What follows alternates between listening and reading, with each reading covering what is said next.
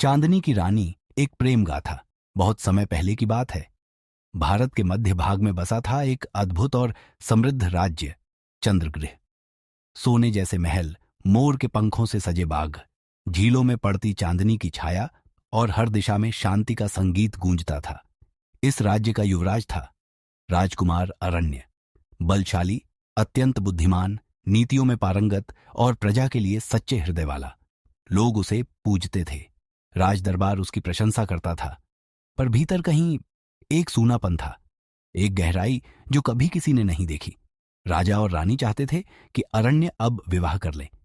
सुंदर राजकुमारियां उससे विवाह करने को आतुर थीं, पर अरण्य के दिल में प्रेम की परिभाषा अलग थी। उसे केवल सुंदरता नहीं चाहिए थी, उसे चाहिए था कोई ऐसा जो उसके मन की भाषा समझ सके, बिना कहे। एक दिन साधारण वेश में वह नगर भ्रमण पर निकल पड़ा। गली कूचों से गुजरते हुए वह पहुंचा एक पुराने मोहल्ले में, जहां खुशबुओं और बांसुरी की धुनों के बीच थी एक कोठी, जहां रहती थी चंदा। चंदा नगर की सबसे सुंदर वेश्या। पर उसकी सुंदरता केवल चेहरे या नृत्य में नहीं थी। उसकी आंखों में एक रहस्य था, एक थका हुआ सपना, जैसे वो किसी ने कभी सुना ही नहीं। जब अरण्य ने पहली बार उसे देखा, वह नृत्य नहीं कर रही थी। वह बालकनी में बैठी चांद को निहार रही थी। उसकी आंखों में आंसू थे, पर होंठों पर मुस्कान। अरण्य उसके पास गया और कहा, तुम चांदनी को क्यों इतनी गहराई से देख रही हो? चंदा मुस्कुराई, क्योंकि ये एकमात्र चीज है जो मुझे छूती है, बिना कोई कीमत ले।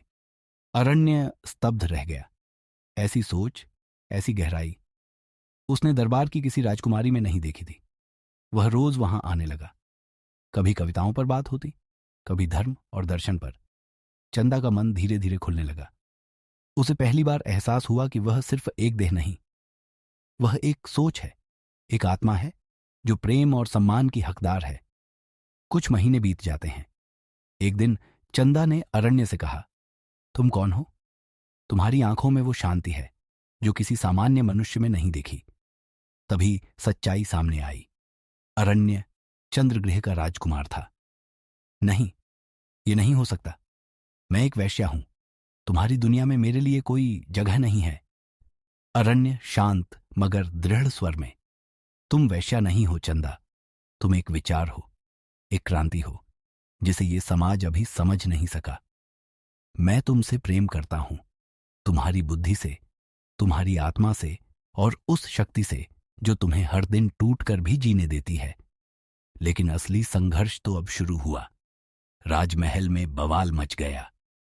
राजा क्रोधित थे, दरबारी हंसने लगे, प्रजा चौंक उठी। एक वैश्या रानी बनेगी? पर अरण्य डटा रहा। उसने कहा, अगर मेरे राज्य में न्याय है तो उसे पहले मेरे निर्णय में दिखना चाहिए। अरण्य ने चंदा से विवाह किया। वह नगर की वैश्या से चंद्रग्रह की रानी चंदा बनी। रानी बनने के बाद उसने नारी शिक्षा, विधवा पुनर्विवाह और निम्न वर्गों के सम्मान के लिए कई कार्य किए। लोग जो कभी उसकी इज्जत नहीं करते थे, अब उसे आदर से मातृशक्ति कहने लगे। और राजकुमार अरण्य, वह इतिहास में जाना गया एक ऐसे राजा के रूप में जिसने प्रेम, सम्मान और समानता के लिए सारे नियमों को बदल दिया। प्रेम वह दीप है जो जाति, व्यवसाय और सामाजिक बंधनों के अंधेरे को भी मिटा सकता है, अगर उसमें सच्चाई की लौ हो।